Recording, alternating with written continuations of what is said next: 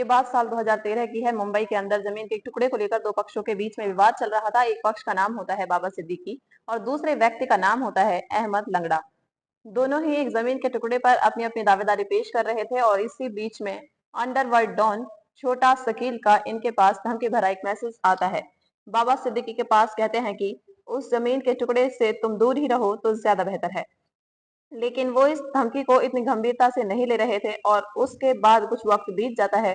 तभी भारत का most wanted underworld don Dawood Ibrahim का बाबा सिद्दीकी के पास फोन पहुंचता है। कहते हैं कि राम गोपाल वर्मा से बात करके तुम्हारे ऊपर फिल्म बनवा देता हूँ। फिल्म का टाइटल होगा एक था एमएलए। जैसे ये बात बाबा सिद्दीकी सुनते हैं वो घबरा जाते हैं और शासन प्रशासन से वो संपर्क साधते हैं और कहते हैं कि मेरी जान को खतरा है, दाऊद इब्राहिम कहीं मुझे मरवा ना दे। वक्त बीत जाता है, हालांकि उनको सुरक्षा मिल जाती है और वक्त बीत जाता है 11 साल का। एक दिन ऐसा आता है कि उनको गोली मारकर हत्या कर दी जाती है। अभी पुलिस हत्याकांड के खुलासे की कोशिश ही कर रही थी कि सोशल मीडिया पर एक पोस्ट बहुत तेजी के साथ वायरल होने लगती है। पोस्ट करने वाले जो व्यक्ति होते हैं वो लॉरेंस बिश्नोई गैंग के अपने आप को साथी कहने लगते हैं। कहते हैं कि इस हत्याकांड को किसी और ने नहीं बल्कि हमने ही अंजाम दिलवाया है। अब जैसे ही इस हत्याकांड के बारे में चर्चाएं शुरू हो जाती हैं तो चर्चा इस बात की भी शुरू हो जाती है कि आखिरकार बाबा सिद्दीकी है कौन। दरअसल संजय दत्त के बहुत ही खास आदमी, अब चाहे सलमान खान हो, शाहरुख खान हो, सुनील शेट्टी हो या फिर शिल्पा शेट्टी, ऐसे तमाम बॉलीवुड के नामचीन जो अभिनेता अभिनेत्री होते हैं उनके बहुत ही गहरे संबंध उनके साथ थे। आज की इस घटनाक्रम के माध्यम से, आज की इस कहानी के माध्यम से ये जानने की, ये समझने की कोशिश करते हैं कि आखिरकार बाबा सिद्दीकी की हत्या किसने की और क्यों की। तो अस्सलाम वालेकुम, नमस्कार, सत श्री अकाल। मैं साजिया। आज की जो सच्ची घटना है मैं आपको सुनाने जा रही हूँ। ये सच्ची घटना है 12 अक्टूबर 2024 की। एक तरफ पूरा देश दशहरा का पर्व मना रहा था, जगह जगह रावण फूके जा रहे थे, दहन हो रहा था और इसी बीच में लोग खुशियां मना रहे थे, पटाखे छोड़ रहे थे। भारत का एक प्रदेश है महाराष्ट्र और महाराष्ट्र प्रदेश का एक शहर है मुंबई और मुंबई शहर का बैंड्रा ईस्ट कर एक निर्मल नगर थाना लगता है।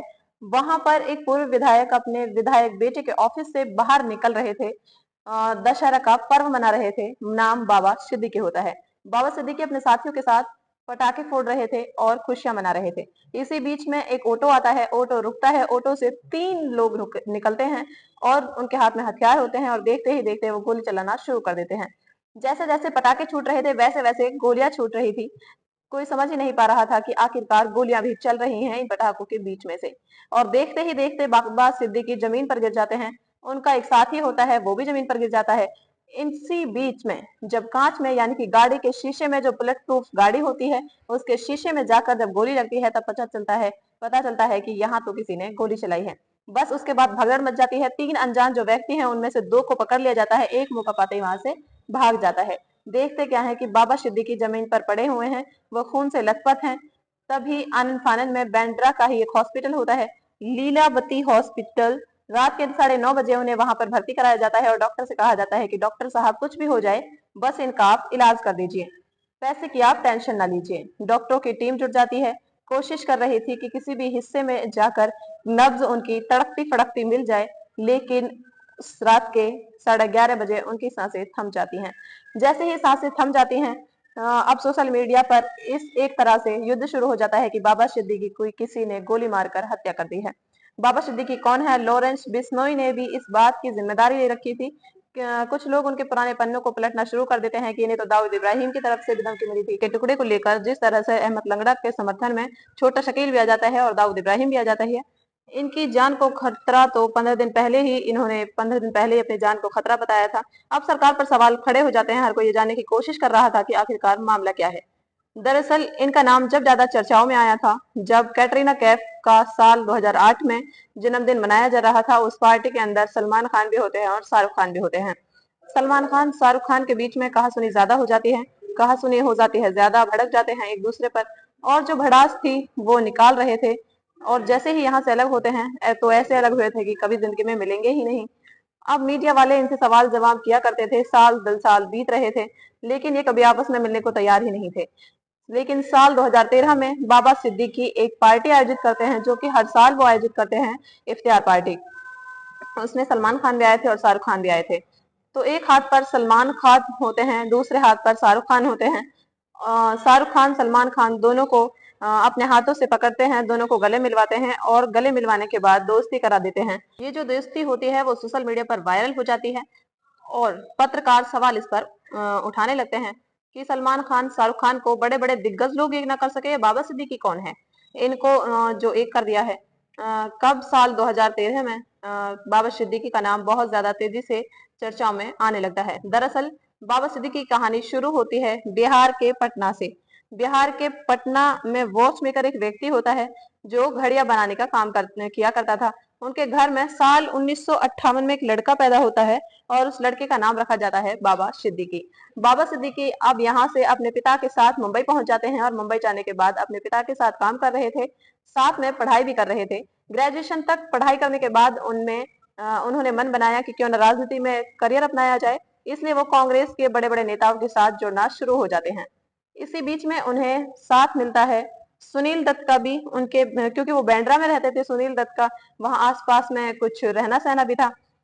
इंडियन नेशनल कांग्रेस से 1977 में उसको वो ज्वाइन कर लेते हैं। जो भी छोटे मोटे नेताओं के कार्यक्रम होते हैं उसमें काम करना, अपने पिता का भी हाथ बटाना, और देखते ही देखते एनएसयूआई के छात्रों का संगठन होता है, कांग्रेस का एक गुट होता है, उसके साथ ये जुड़ जाते हैं और छात्र राजनीति भी करने लगते हैं पढ़ाई के साथ साथ। आगे वक्त बढ़ने लगता है और 1980 में यूथ कांग्रेस बांद्रा के महासचिव चुन लिए जाते हैं।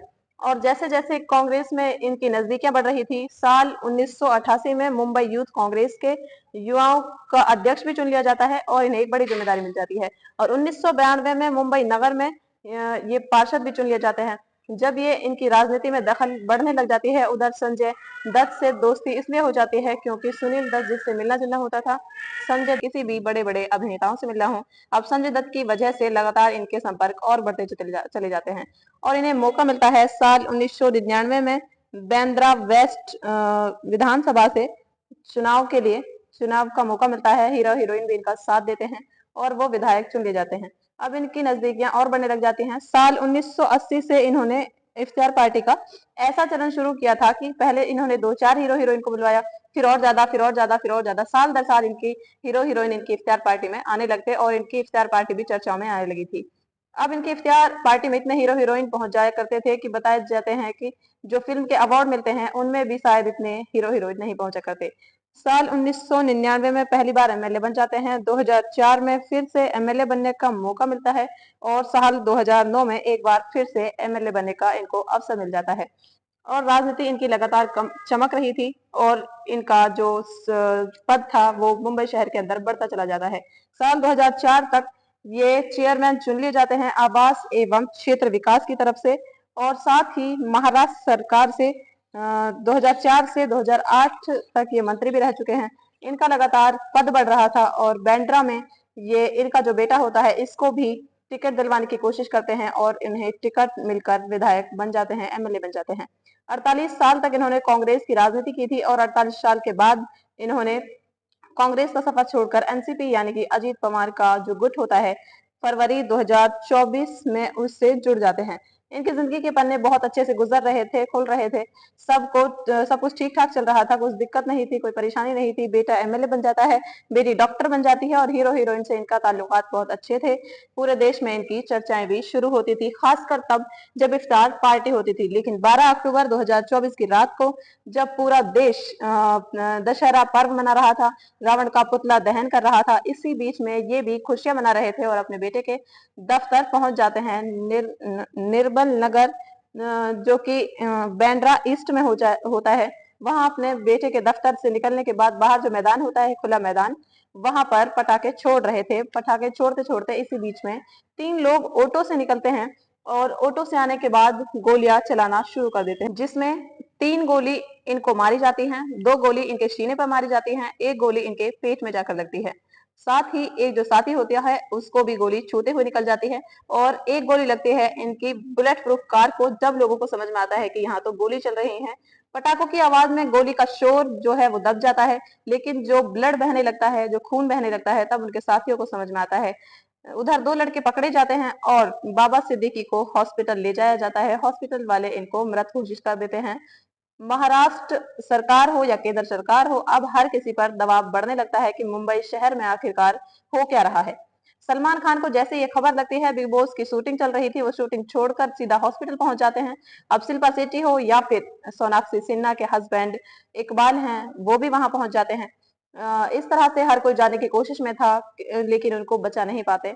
अब वो यहाँ पर जब सरकार पर दबाव बनने लगता है तो इसके लिए 5 टीमें बनाई जाती हैं क्राइम ब्रांच की, और ये पता करने की कोशिश कर रहे थे कि आखिरकार हत्याकांड को अंजाम किसने दिया था।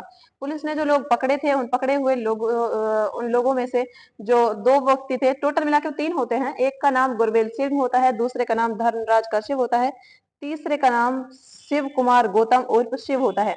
गुरमेल सिंह की कहानी के बारे में अगर जानने की कोशिश करें तो हरियाणा का एक जिला होता है कैथल, कैथल का एक गांव होता है नड़ नड़ गांव में इनका 1.5 महीने पहले इस घटनाक्रम से ये अपने घर से निकले थे कि मैं हरिद्वार जा रहा हूं, और ये कहकर निकले थे कि वो कभी घर वापस लौट कर नहीं आएंगे।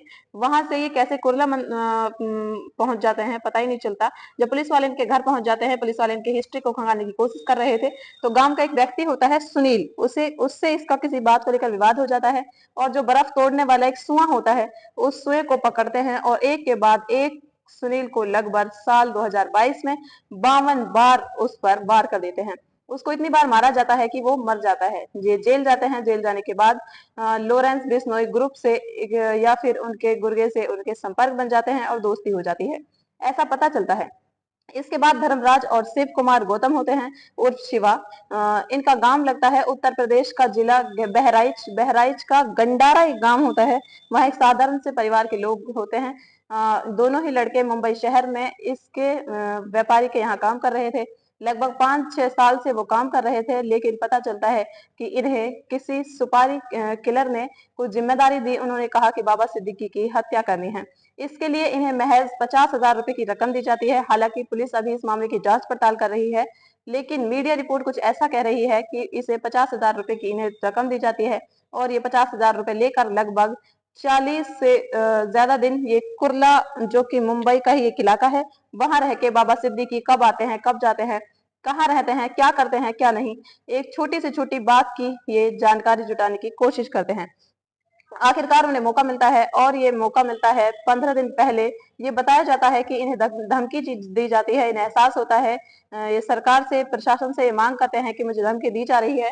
इन्हें फिर सुरक्षा भी दे दी जाती है। 11 पुलिस वाले उनको 22 श्रेणी में मिलते हैं, लेकिन जब इस घटनाक्रम को अंजाम दिया गया था 12 अक्टूबर 2024 की रात लगभग 8:30-9 बजे के आसपास, उस वक्त इनके साथ कोई पुलिस वाला नहीं था।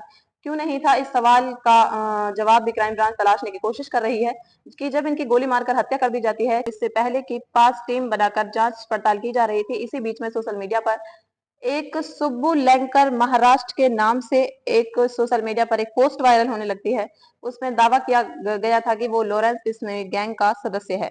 दरअसल सलमान खान के बारे में लिखता है, वो कहता है कि सलमान खान, ये हम जंग नहीं चाहते थे, लेकिन तुम्हें जंग लड़ने की तुमने हमें मजबूर कर दिया है। सोशल मीडिया पर जो इनकी पोस्ट वायरल होने लगती है, इसमें टैग किया जाता है लॉरेंस बिश्नोई को। एक दो और लोग होते हैं। अब पुलिस के होश फाख्ता हो जाते हैं। ठीक 28 घंटे के बाद इस हत्याकांड के लॉरेंस बिश्नोई गैंग ने जब इसकी जिम्मेदारी ली, हालांकि अभी इसकी कोई पुख्ता सबूत नहीं मिले हैं, लेकिन जो सोशल मीडिया पर वायरल हो रहा है तो उसको लेकर मीडिया में वायरल चर्चा शुरू हो जाती है। इसमें साफ साफ कहा जाता है कि सलमान खान टारगेट है। टारगेट वो भी है जो सलमान खान के बहुत करीबी है, और सलमान खान के करीबी बाबा सिद्दीकी है। इस बात से भी अंदाजा लगाया जा सकता है, जैसे ही गोलीकांड की खबर मिलती है, सलमान खान अपना शो छोड़कर बिग बॉस का और सीधे उनसे मिलने के लिए जो लीलावती जो हॉस्पिटल है वहां पर पहुंच जाते हैं। बाकी फिल्मी हस्ती हीरो हीरोइन भी होते हैं। अब इसमें सीधे सीधे धमकी दी जा रही है कि जितने भी सलमान खान के दोस्त हैं उनको भी छोड़ा नहीं जाएगा। दरअसल सलमान खान से दुश्मनी है, जो चिकारा मारा गया था, बिश्नोई समाज उसके बहुत ज्यादा उसकी पूजा करता है। जैसे देवतुल्य के रूप में उसे देखते हैं। उसकी जो हत्या कर देते हैं सलमान खान इस एक फिल्म की शूटिंग के दौरान, तब से इनकी दुश्मनी है। इसी वजह से लॉरेंस बिश्नोई ने भी इस पर धमकी दी हुई है। कई बार उन पर हमले भी हुए थे। अभी अप्रैल 2024 में हमला होता है, और जो 3 लोग उन पर हमला करने के लिए आए थे, उनमें से एक व्यक्ति की मौत भी हो जाती है। जो मौत हो जाती है तो उस घटनाक्रम को भी इस वायरल पोस्ट में ये साफ साफ था कि जो हमारा साथी है उसकी जो मौत हुई है उसका ये रिवार्ड है, बदला है। यानी कि तुम हमारे साथियों को मारोगे मारोगे तो हम तुम्हारे साथियों को मारेंगे। पुलिस पर अभी बहुत ज्यादा दबाव है, पुलिस अभी कहने की स्थिति में नहीं है, पुलिस अभी इस मामले की जांच पड़ताल कर रही है। इससे पहले भी चाहे गोगा मैडी हो या चाहे वो सिद्धू मूसेवाला हो, ऐसे ही कई लोगों की हत्याएं हो चुकी हैं। मामला जब हत्या होती है तो बहुत ज्यादा हाईलाइट हो जाता है और हत्याकांड के बाद बिल्कुल शांत हो जाता है। पुलिस बाद में जैसे ही कोई सवाल जवाब नहीं देती, ताकि मीडिया के द्वारा पता चल सके कि क्या सचमुच लॉरेंस बिश्नोई ने यह काम कराया है या फिर लॉरेंस बिश्नोई का साथ लेकर कोई और काम कर रहा है। अभी बहुत सारे सवाल हैं, बहुत सारे जवाब हैं, जवाब इनके पता नहीं, शायद इनके जवाब हमें कभी ना मिल पाए। जैसे कि सिद्धू मूसे वाले मामले में इतने साल बीत चुके हैं लेकिन कोई बड़ी कार्रवाई हुई नहीं है। बहुत सारे ऐसे केसेस हैं जिनमें मामला बहुत हाईलाइट होता है उस वक्त पर, करंट टाइम पर, लेकिन बाद में वो मामला दबा रह जाता है, वो बिल्कुल दब जाता है। कोई इस पर ध्यान नहीं देता और ना ही उसका कोई कानूनन कार्रवाई इस पर की जाती है। तो दोस्तों, आपका इस बारे में क्या कहना है?